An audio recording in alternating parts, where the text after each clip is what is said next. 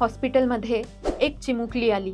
चिमुकली पूर्णपणे कोमॅटोज होती, म्हणजेच कोमामध्ये होती. समजत नव्हतं की नक्की तिला झालंय तरी काय. खूप साऱ्या तपासण्या आणि खूप प्रॉपरली हिस्ट्री घेतल्यानंतर कळालं की ती मुलगी सायंकाळी 7-8च्या दरम्यान बाहेर खेळायला गेली होती आणि घराच्या बाजूला अंगणामध्ये खूप सारी अडगळ आणि खूप गवत पालापाचोळा होता आणि त्यावरून कळालं की त्या चिमुकलीला सर्पदंश झाला होता.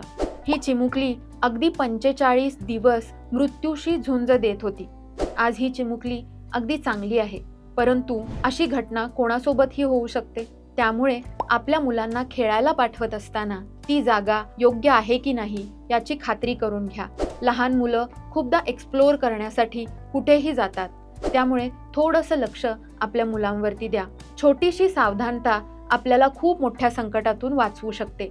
हा व्हिडिओ जास्तीत जास्त लोकांपर्यंत पोहोचवा आणि अशाच वेगवेगळ्या माहितीसाठी डॉक्टर मॉमी चॅनलला नक्की सबस्क्राईब करा. धन्यवाद.